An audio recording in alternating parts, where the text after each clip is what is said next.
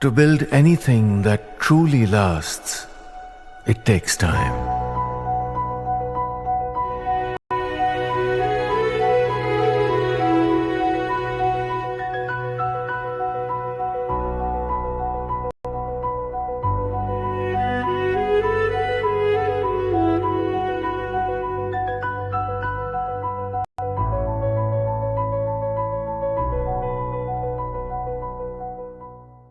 Ambiguous snub to China on a matter that touches both faith and geopolitics. The succession of the 14th Dalai Lama.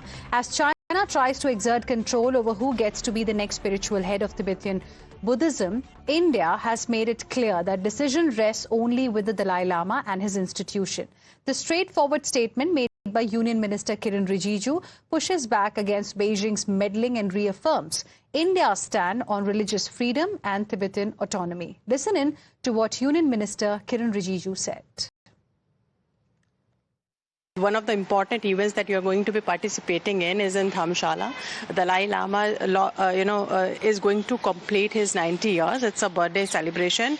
You'll be going there as a representative of Government of India. But China also says that incarnation has to be approved by Beijing. How do you react to that? I am going to attend the 90th birth anniversary of His Holiness the Dalai Lama. But I'm not going to say anything on behalf of the government on the reincarnation issue. But as a follower, as a believer, as a person who is devoted to His Holiness the Dalai Lama, I would say that the institutions in place and His Holiness Dalai Lama himself will best tell the intention of His Holiness how next incarnation of the 15th Dalai Lama should happen. So we should leave it to His Holiness Dalai Lama and the institution. Now, rattled by India's strong message on Dalai Lama's succession, China is attempting to browbeat and indulging in a way, giving a warning to India. Commenting on Union Minister Kiren Rijiju's assertion that only Dalai Lama has the right to decide on his successor, Chinese Foreign Ministry spokesperson has said, and I quote, India should stay away from 14th Dalai Lama. India must honor its commitments to Tibet. India must exercise caution in words and action. Stop interfering in China's internal affairs.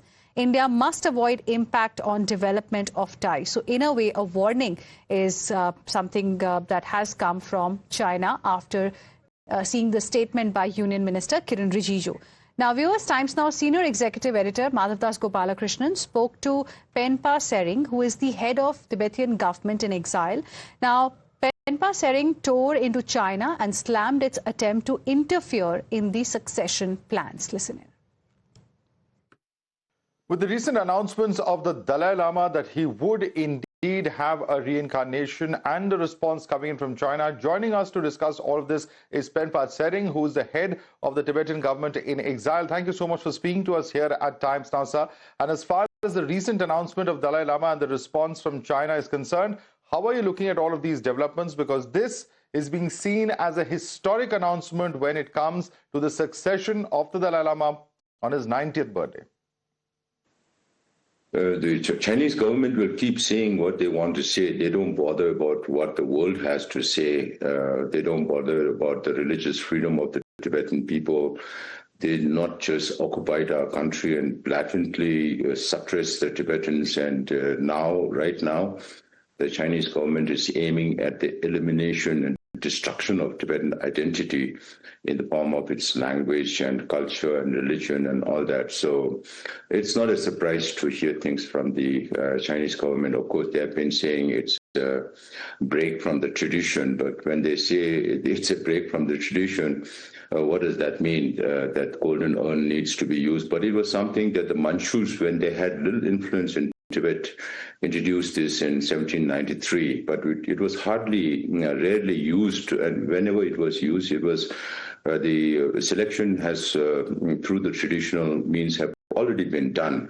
So there are 3 points the Chinese government is making. One is that they will look for His Holiness reincarnation within China or within Tibet, and for that His Holiness has always said that I will be born in a free world, because when China, say, invites His Holiness to visit China and Tibet, His Holiness, their precondition is that His Holiness should stay back.